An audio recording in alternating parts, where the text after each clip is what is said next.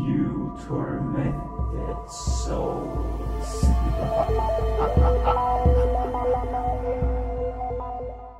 Sound effects in this podcast is brought to you by Feslian Studios, BattleBards.com, and Pro Sound, and some of them are made by the Dungeon Master himself. This show is R-rated, so everybody, be advised.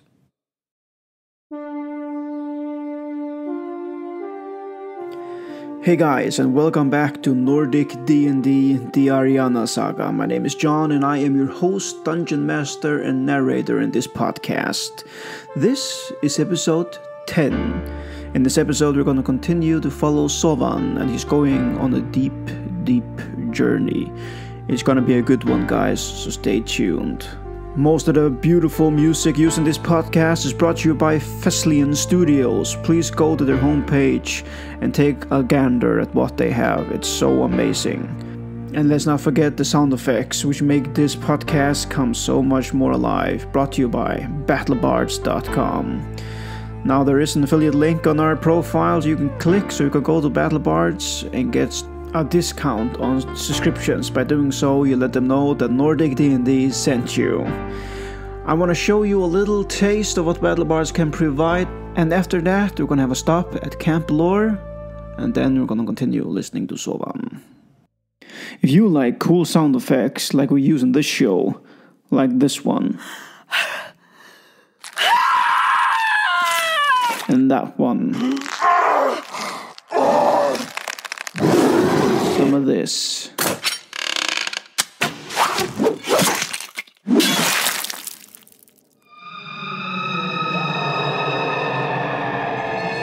and visit us at nordicdnd.podbean.com or our YouTube channel.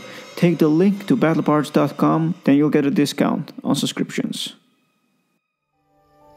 So, Grimna did a lot of damage, as I understand, here in the Dark Age, and corrupted many here. Luckily, he never got to the elves, huh, grandfather? Well, he kind of did. Well, almost. What do you mean? Before Velra and the missionaries were able to push Grimna back, he turned to a section of elves who had wandered off far from the forest, living on a rocky mountain hill. They had warred with the dwarves there and killed them all. I'm sorry? What did you say? You mean the dwarves did, right? No, I did not. Let me tell the story, boy. It was the elves, like I said. It was a rageful massacre. Oh my. But why? Well, some say it was for revenge, for something the dwarves had done. Some say it was an evil and bitter heart that pushed the elves to take the mountain hill by force for themselves. But I find it hard to believe neither. Something happened there between those elves and the dwarves that is kept out of the stories. No kin of mine has ever done such a thing for a piece of land. But so the story goes. Anyway, Grimna was found in the mountain. And after the slaughter of the dwarves, the elves changed and became, well, it's hard to explain. They became not right in the head. Now, if this is before the slaughter, or because of it, is a good question. But one thing is certain, they wanted to be free of it. And Grimna enticed them, offering them release of a heavy heart, and he lured them in underground. And there they were a long time, and Grimna tried to turn them all over to his control, to use them, to push the darkness further on Ariana. And he offered them then new power by worshipping him, and they became the first Dark Elves. But luckily, the missionaries and the light of Valra had won over the darkness, and reached the Dark Elves, so Grimna did not finish his plans for them. The darkness was pushed back, and light shined again on Ariana. In Grimna's last step to steal away the free will of the Dark Elves and put them under eternal state of slavery had failed. So they kept their free will, and lived their own lives now, some as normal commoners, but yet others still choose to worship Grimna, wanting what was promised to them, his power and dark glory. Okay, but I must say, Grandfather, I'm a bit shocked. I never thought elves would be capable of such things. So that's how the Dark Elves were created.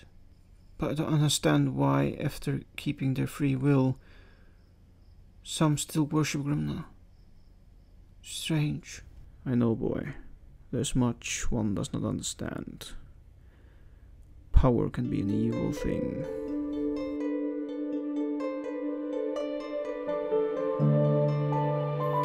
Well guys, this was another stop at Camp Lore. Now we're going to continue our journey with Zovan, played by Kjartan Johansen. Last episode, Zovan had arrived to Canyon, where he was searching for the brothers O'Neill's steel. At the time he arrived, it was late, so the shop was not open. So he tried to sneak his way in. That did not go so well. Time and time again he failed to stay quiet, and the two brothers became more and more uneasy. In a desperate last attempt, Zovan, who was invisible at the time, had no choice but to reveal himself, because they were seconds from finding him. So he reveals himself, and his eyes light up, and he started to threaten them with their lives, and they became terrified, not knowing what in the world had summoned itself in their house.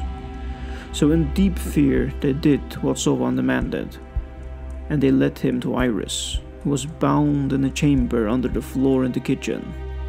And when we left them, they were on their way upstairs to have a talk, Iris and Zovan. And Zovan took a look at the brothers as he passed them and said to them, and went up the stairs. Here we will continue the story. Stupid idea. And as you walk upside, Iris takes a chair and sits down just to gather herself. She finds a piece of chicken on the table and just starts eating it to get some energy. Okay.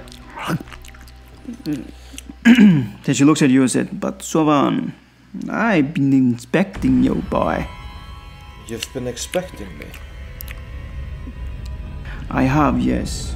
What? Since the last time I met you, I read your poem and I saw a line which show great things in your future. But you are not ready for that information, but I see now in your eyes you have changed. Yeah, I've changed. Actually, after I saw you and talked with you, I got more curious about my being, or who I am, and why this has happened to me. And that's actually why I came back. But you already know that. I do, but tell me, what have you experienced? I have experienced a lot of things, actually. Have you heard in Ronan about the Silversling family? Rumors travel fast around here, yes. Yeah. I was actually part of the group that helped the Silversling family, and we captured Mike Silversling and brought him to justice. I see. But that is not what I want to hear, Zovan. I want to hear about the things you find out about yourself. Oh. Well... Tell me, what have you found out? Or what do you not know about yourself? I do not know a lot of things. Like, I don't know why I can summon this. And then I'll summon my packed weapon. And as it reappears, her eyes just become wide. There she is. It's a beauty. And as she's talking, you hear the brothers downstairs go, "Can we come out?" And she walks over to the door and slams it in the ground. And says, "You wait down there." And she takes a stick that's just lying on the floor and jams it so it kind of locks. Okay. I don't want to be disturbed right now. No, me neither. So, thank you for that. Zovan, there is much you must learn now, and there is much you must do now. But we need to go back to my house, for there is something I need to give you. Oh, that sounds interesting. Thank you, Iris. I really appreciate everything you're doing for me. It is why I am here. I really do. It is my purpose. I have been waiting a long time for you, Zovan. You've been waiting for me? I have. Well, that's brilliant. I have one more question, actually. Do you know what this might be? And then I'll let my eyes shine again. And then radiant light lights up your eyes. And as you more let it go, it lights up the room and you see the expression on Iris's face. Yes, there it is. That is what I want to talk to you about. You are not a man. You are Aasimar. I'm sorry, and what? You are Aasimar, a divine being created by the god Valdera. A divine being? And there is more to you. That explains... I have this, like second language in my head that I haven't been able to use yet. I know my thoughts in my head, I know how to speak this language, but when I try to put it out in words, it's just mumble. No, man, it's called Celestial. Celestial? You speak of another tongue only spoken by the Aasimar and those in another plane of the divine. And she grabs your hand again, pulls it to you, looks at it. Look at that line. There's so much I need to tell you. Come, we must go. And she just pulls you out of the house. I'll just follow.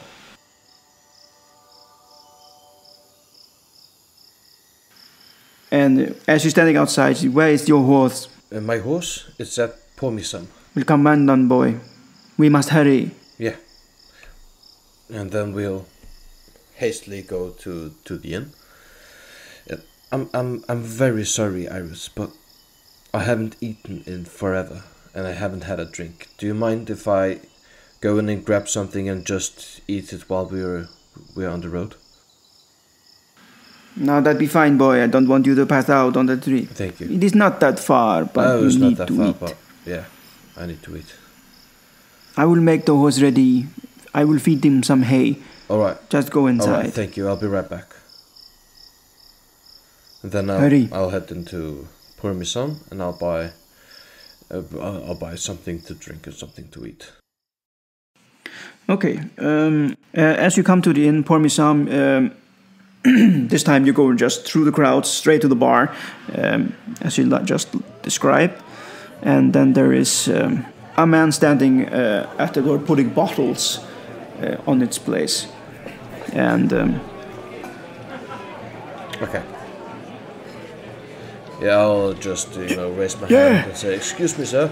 How can I help you?" Do we have any dishes that are very quick? Yeah, we have some lamb stew. It's very fresh, actually. Lamb we butchered yesterday. I recommend it. All right. Can you just put it in a bowl and give me something to drink? What would you like to drink? Would you like some ale? No, I'm not.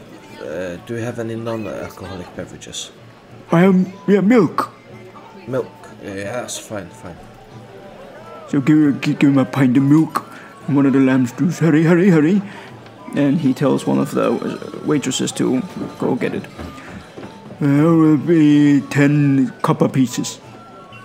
10 copper pieces, yeah. As I rummage through my pocket, I can only find silver pieces, so I'll just take one and leave it on the counter and say, you can keep the change. Most grateful though, thank you. Oh, wait, and 10 copper pieces is 1 silver. Yeah. And he turns back, look at you. Wait a minute. That's not funny. That's not funny at all. I'm sorry. And he turns around. I'm sorry, sir. He continues his work with a bottle, and it goes about 7 minutes, and then this girl comes out with a giant wooden mug, milk, and a bowl, and with lamb stew. Yeah, thank you. And as I'm standing there, I think to myself, of course I can't bring this, because I'll be stealing their bowl and mug, so I'll just try and eat very fast and just chuck the book. Okay. Can you roll a dexterity? Okay, fine. And as you finish eating very fast, you come outside, and Iris is sitting already on the horse, but from her size, her feet are almost touching the ground beside him. Oh, jeez. She's standing. The moon is right behind her, very large, brightly, and it's clear sky. Okay. Come on, boy, we must go now. Do you think this horse can carry us both? Yeah, she be strong. She taps him on the shoulder, on one of the legs. Well, I'll just jump on and I'll try to manage the pace according to the weight on the horse, right? So it doesn't wear out. And as you see that her hand slits up, she touches the horse, and she seems like she is mumbling something to it, and it takes off. Okay. He says, "I will guide you," and then they go. So we're off to Little Canyon. Yeah, back to Little Canyon. It's night, and the pace is very fast. And nothing happens on the way until you are back at Little Canyon. Okay. Just one little detail. Yep. As we are riding back to Little Canyon, and I'm sitting in the back of our horse, I will gently close my eyes and just try and speak in Celestial. Does the language, flow through me? Do I speak clearly? It seems like you just automatically speak very fluently. Okay. I will try and say in Celestial, Valra, do you hear me? As you say that, you don't hear a response, but you feel like a warmth over you. Like heat is coming to you. Like there is some presence of divinity, but you don't hear anything. Alright, I'll just... And as you do that, your eyes glow uncontrollably. Okay, I'll open my eyes and I'm kind of in a shocking state. And I'll look around, and I'll take my hand and look at my palm to see if it lights up too. There is a faint glow on your hand when you look at it. I'll just say, I'll say it out loud, but not like on purpose. I'll look at my hand and I'll just say, amazing. And as you look up from your hand again, you see Iris looking behind and say, yes, man. By the way, there will be more. And then she pulls on the horse. Ha! So hurry on. Okay, and as we ride, I feel this feeling of excitement and purpose. Yes. So as you come close, you wade straight to Little Canyon. Now it's past midnight. So it's early in the morning, 2 in the morning, when you arrive to Little Canyon. So it's very quiet outside. Some people are maybe drunk, rolling around from the inn, going to their homes to sleep. But it seems like everyone is sleeping. Okay. What's the time at this? Approximately. 2 o'clock at night, or in the morning. In the morning. Okay. Yeah. And she rides straight for her house, Iris' health. And she comes up, and of course, by the shocked look of her home, she stands a bit still and shakes her head later, and she goes inside. And she moves some cabinets that have been torn around to get to a wall. There's only one side of the wall that is bricked, the other is wood. And then she gently removes one of the bricks from the wall. And behind it, you see that there's a small chest. And she takes out the chest, and it's full with web and dust, like it's been there a very long time. Now, my time to fulfill my purpose will come. And she opens it. And you see that there's something inside a cloth, and she takes it out. And she gives it to you. And then there's another cloth inside, and she takes that, and she keeps that to herself. Okay, I'll just look at it. It's just a piece of cloth? Just a piece of cloth, but there's something inside. Okay, I will... You can feel by the weight of it. Okay, yeah. I will remove the cloth to see what's hidden inside.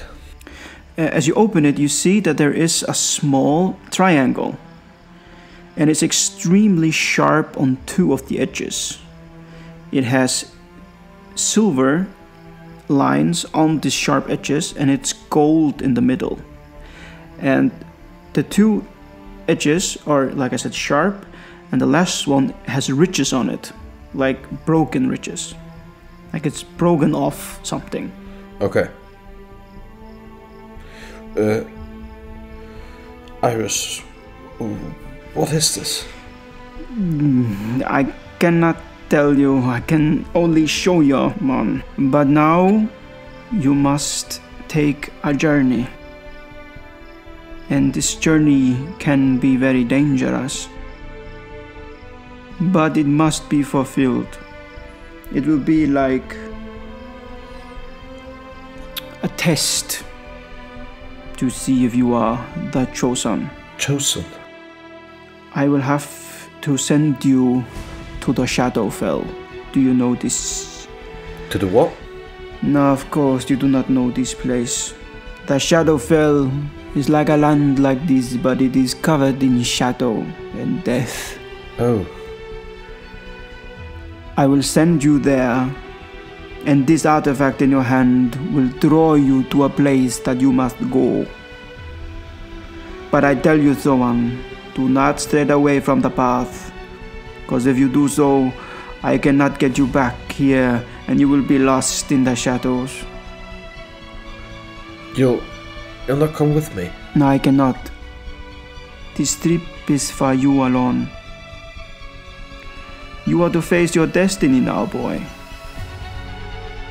The rest of your life starts now.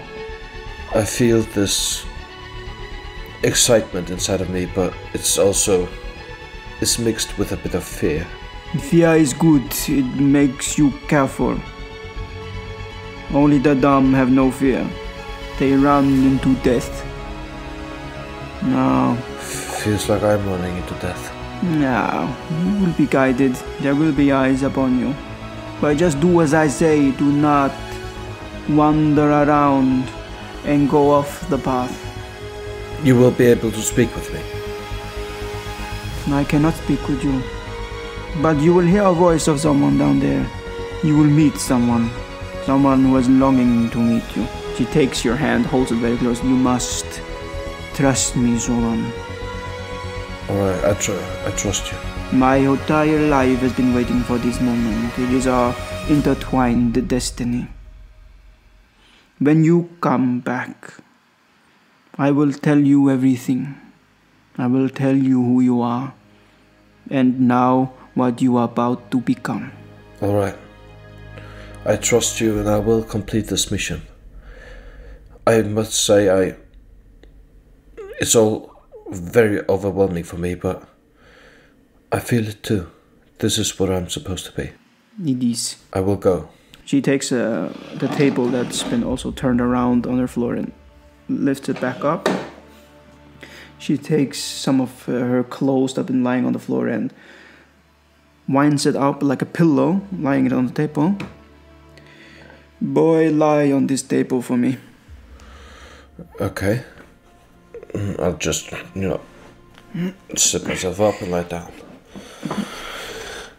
Okay, this is very weird. Then she opens the cloth that she has, and inside you see that there is a black flower that's been dried. And the root is still on it. And then she folds it up inside its own leaves, so it becomes like a caterpillar by the look of it. Eat this, boy, and it will bring you to the Shadowfell. Eat it? Yes. Be not worried, boy. When all is done, you will return here. I'll be waiting for you. Dear God. Do you know how long it will be until I return? Yes. For you, it may only be seconds. But for me, maybe a week, maybe a month. The time is very unstable in Shadowfell. It does not reflect the time here. Not the way we count it. But I will watch over you.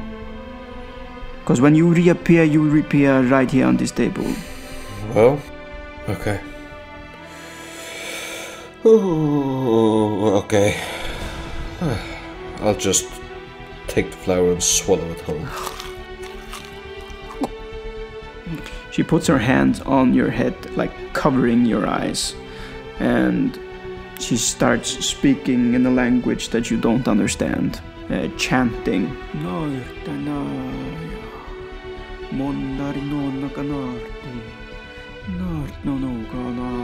And you hear that her voice, female-like voice, becomes more deep. And you feel warmth coming over your body.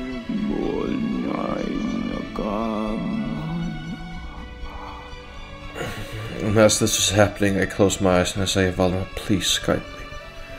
I know I do not know you. I've heard of you, of course, but I never knew our paths would intertwine like this.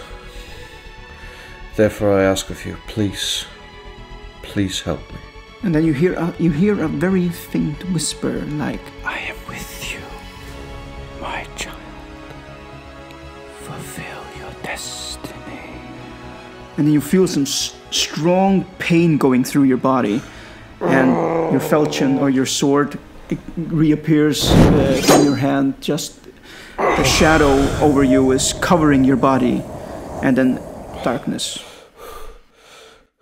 What's happening? And in this darkness, it just feels like you're falling. An endless fall, and you see nothing. You just keep on falling. And then all of a sudden, you land on the ground. You stand up. You look into the void. Hello? Hello? Hello? And you look upon this desolate place, reminding you a lot of Ariana. Just covered in darkness and decay. Is anyone here? You seem to hear nothing. And as you look out in the horizon, you see the only source of light is a broken moon, barely shining at all. Hello? Hello? Hello? Nothing is to be heard. Utter silence. You've never felt so alone in your entire life. But then all of a sudden a tingle in your hand, which turns into a vibration and starts to pull on you.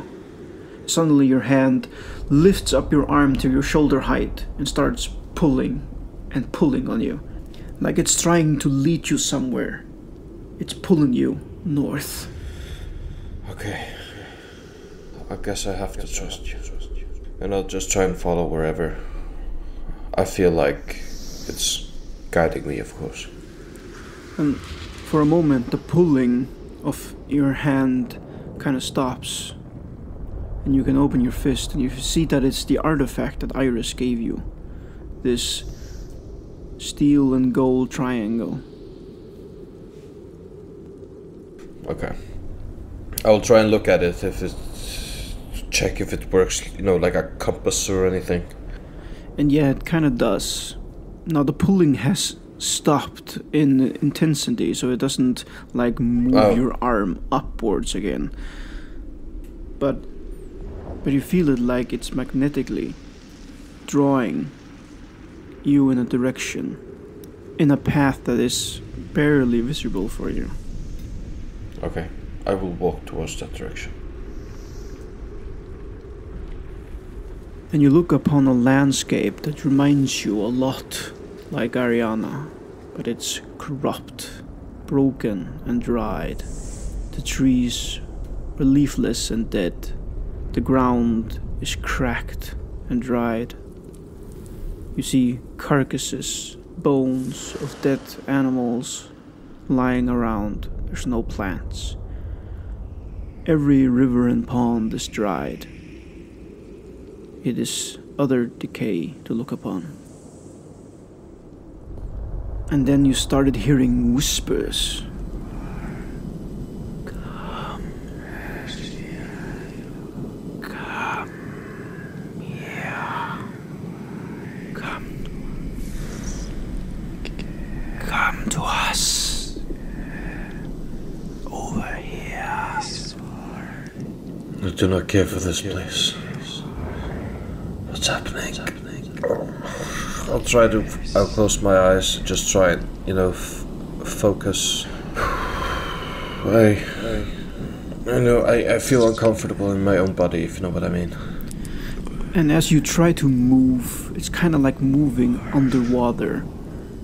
It's kind of slow motion, not as slow as in real water, but the likeness is cunning. Disturbing, in fact, because there's no water anywhere.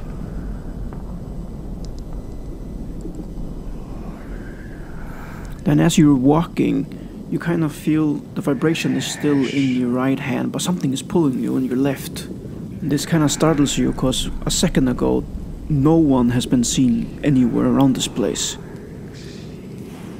When I look, do I see anything? As you look up, you see this woman covered in shadow pulling in your hand, saying, "Come here!" My longsword again. And as your blade reappears, she evaporates. But you see claw marks on your hand where she has been pulling you. But she's gone. And I'll just walk with it in my hand, but I'll follow wherever that woman would guide me. So as you are trying to go off the path, you feel the vibration in your right hand drawing you still north as the path, trying to lead you the other way, away from where the woman was pulling you. Oh, okay, I'll follow the artifact. So you're staying on the current path. I'll stay on the path, yeah. Okay. The path is crooked, narrow, vaguely seen on the ground, but it leads you north in the vibrating artifact in your hand, with a broken, crusted moon behind it. And you walk farther north. And when you've been walking for a while, you started hearing vague crying. And as you try to intensify your listening, it sounds like the crying of children, moping, weeping. Help me. I want to go home. Help me out of here. Mommy? What on earth is this? I look at my hand and see if the artifact draws me towards the crying children, or if it pulls me in another direction. Well, the artifact is pulling you still north, which is away from the children. I will walk toward one child, and I'll try to lay my hand on their cheek to see if it actually passes through, if these are just illusions, or if they are actual children.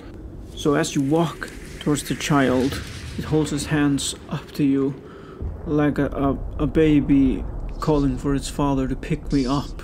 It's looking you straight into your eyes, and as you come close to put your hand on its cheek, it vanishes like a fog, and your hand goes through it. Now you're still standing on the path, on the edge, and you see this child again, but further away, still standing there, holding its arms, reaching out to you. Okay, as I suspected. I will try to keep a clear head and just follow the directions again. I will stop at nothing. Okay, so you go walking the path once more, trying to avoid any distractions. And it takes a long while to walk. And after that while has passed, you come to the end of this narrow path, and you come to a bridge. It's a wooden bridge, badly broken down. And the artifact in your hand tries to direct you to go over to the other side of the bridge. How far approximately is it from one side to the other?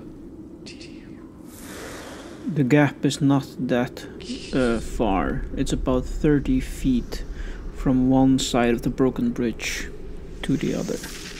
And when you look on the other side, you see some trees, very old, look very fragile, dead and leafless, and there's some stones about 5 feet high, 5 feet wide, but they're very crooked. Okay.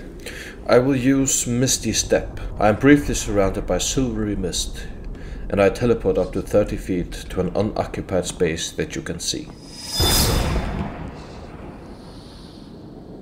And you have magically transported yourself to the other side. On this side, the path continues. First, you have to go about 15 feet downhill, and then it's a long path, crooked as well, in a straight north direction. And you walk. It's quiet. You're thirsty, you're tired. Then suddenly, you hear a voice very familiar to you. It sounds like your father. He calls out to you. Zovan, my boy, help me. It's your mother. She's dying. No. I can't. Help me, Zovan. We can save her. Please. We're very ill. What's happening? Please, boy. You're our only hope. Could it be? Is it the future? No, it can't be. Father! Yes. Zovan, yes. I hear you. Come. And as you look more clearly at this person, your father, the guy you once in the life saw up to as a strong man, looks old, weakened, starved, and sickly. You can help us, boy. Please. Come. His arms stretch out to you. Help, save us. Father, answer me. Tell me my name. And the father looks at you strangely, takes his hand, lowers them by his side. You see him looking down on the earth with a sad, broken face. And a heinous smile comes on it. And it dissipates in the shadow, for it knew not your full name, but only what it heard, that you were called right before you came to the Shadowfell. Alright. turn my head, and follow the path again. Oh, my mind's playing tricks on me. I'll just, I'll try to keep a cool head, and I'll just follow the path again. And I'll think to myself, God damn it, Zovan, just focus. And I'll walk towards where this amulet is leading me. Okay, so you continue the path, this crooked path, and it takes you about 50 feet farther, and then you come to this giant hill, and there is a path up the hill. The start of the path seems to be made out of wood, like in stairs, but it's crooked, going also zigzag up. It looks fragile. You see dried up ponds and rivers by both sides. You see old trees, broken, dried and dead, leafless on both sides. You see crooked, broken stones. This looks like something out of a Tim Burton movie. When you look at the top of the hill, you see the crusted, broken moon behind it, giving whatever little glow of light. But you feel the sense of hope and purpose, and the vibration of the artifact in your hand becomes more intensified as well. You are getting close. Now the hill upward is bent this way, that the small faint of light of the moon that you saw kind of vanishes behind the hill as you walk upwards. And all of a sudden, it's complete darkness again. Halfway up the hill. Alright, I'll take my dagger once more. And I'll use the cantrip light on it. And use it, like a torch. And as your dagger light up, there's this creature standing like inches away from your face. It looks horrid by the look of it. And as soon as the light hits its face, it screeches in pain. And it turns into 1,000 ravens flying off away from you. This could prove useful. And I'll try to walk as you walk up up the stairs, you kind of hear a lot of movement, but you can't see anything. And it comes very close, and as soon as you turn your blade to look what it is, the sound goes away from you again, like trying to avoid the light. And when you have walked about 50 feet more uphill, the light of the moon starts to come again behind it. And you reach the top of the hill. And as you reach the top of the hill, this dim light from the moon seems ever so bright in this dark world. And the moon seems like it's huge in size, but it's broken and cracked. But you see, standing in the middle of the moon, about 60 feet away, there's this broken tree, but this tree has leaves on it, but the leaves are completely black, and the tree is black as well, and the crooked path leads directly to it, and at the end of it, you see this shadowy figure of a humanoid standing with his hand reached out to you. Hello? Hello? Hello? It just stares at you. Are you the one I'm searching for? There seems to be no response, but the hand is stretched out. He just stands completely still, holding his hand, almost waving you to come. Alright, I'll double check the amulet to see if it's just still vibrating, like it wants me to be here, or anything else. The sensation you had before that it's pulling your arm upwards has stopped, but the vibration in your hand is still there.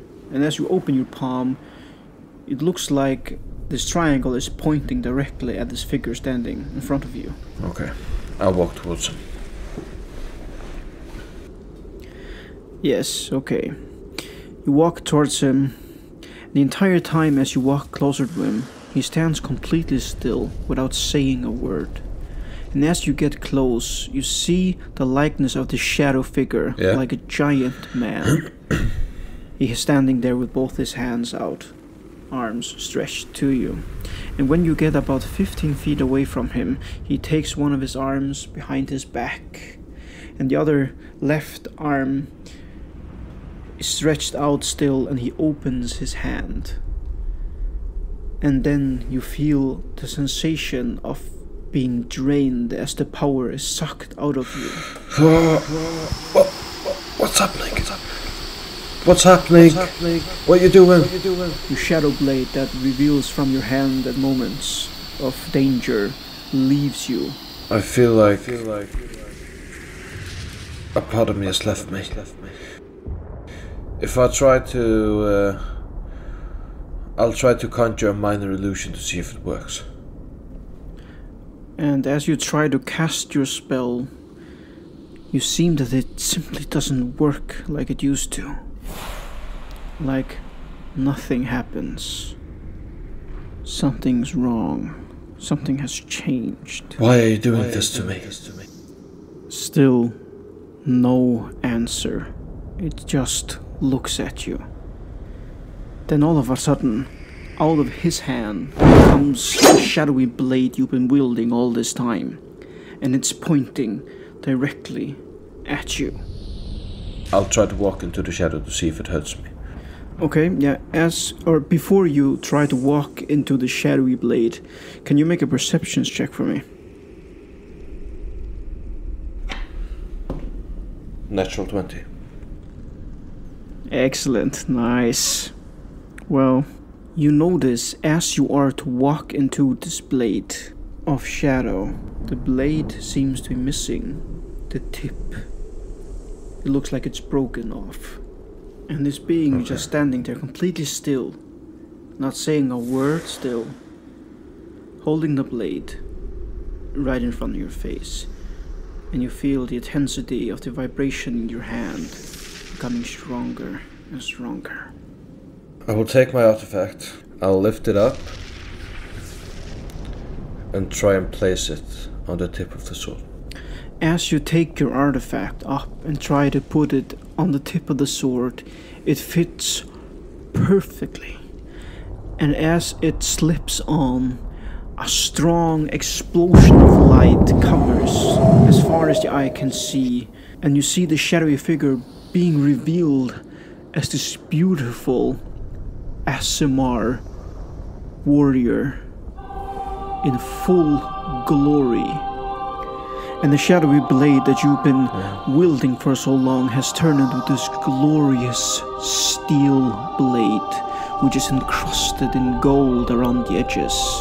It is the most beautiful blade you have ever seen in your life. Holy Valera, what's happening? But all this revelation happens in the blink of an eye, and then again is turned into shadow. I'll just bow my head and accept whatever's gonna happen. And then the shadow ASMR takes his blade, points the tip so it touches your forehead, and it seems to burn a mark on your head.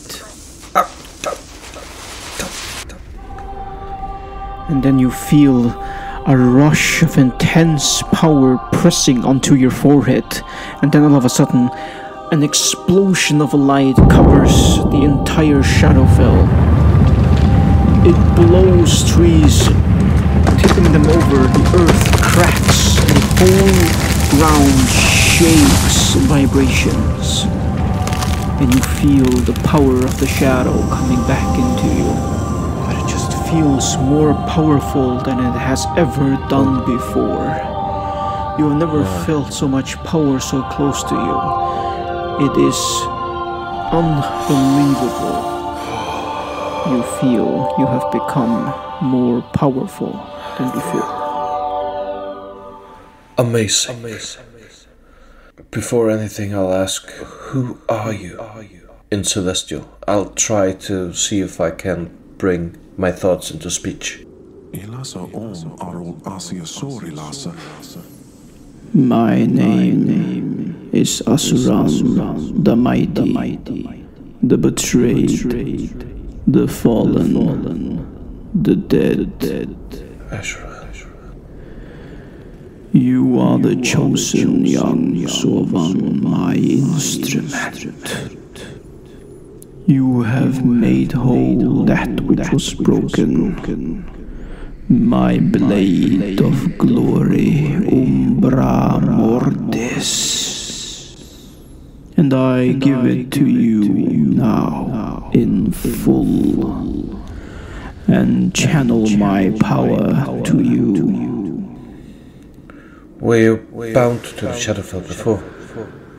I cannot escape this place of shadow. Oh. Yet through you, I can taste Ariana again. Umbra Mortis has the power to send the slain here to the Shadowfell. It was once a power of light, but now shadow inflames it. By Valra, you are chosen. Since I have been sent here, I have not uttered a single word. This is waiting for now. For I have only few words left to utter. Then I will never be able to speak again. This place will not allow it. My priest, Iris, will tell you what you need to know, Zovan. Now do our task. Avenge my death, my betrayal, and serve Valra. I don't know what to say. I'm completely overwhelmed.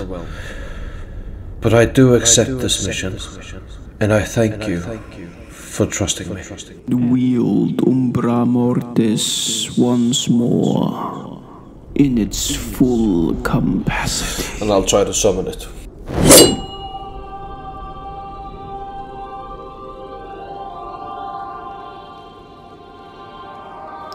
This time, when you summon your blade, Umbra Mortis, it comes out as a real sword with a velvet red handle. The blade itself is clear steel, and around the sharp edges is made out of gold. But the sword is inflamed in shadow this time. I will lift it up in the air,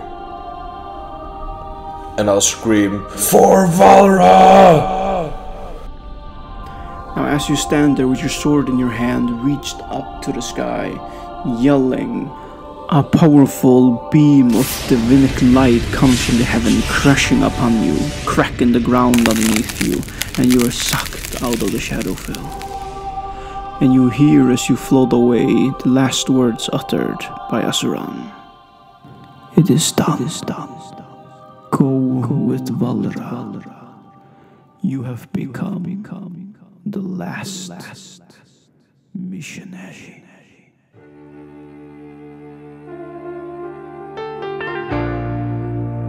Then all of a sudden you wake up on the table of Iris's house, like gasping for air. You have returned. Whoa, a lot has been revealed to Zovan Wilferin. I think Iris has a lot of explaining to do, and we will get to that. But next episode we're gonna follow back Hunter, played by Marston, and Gadal, played by Bastian. Thanks for the day, guys. See you soon. Thanks for stopping.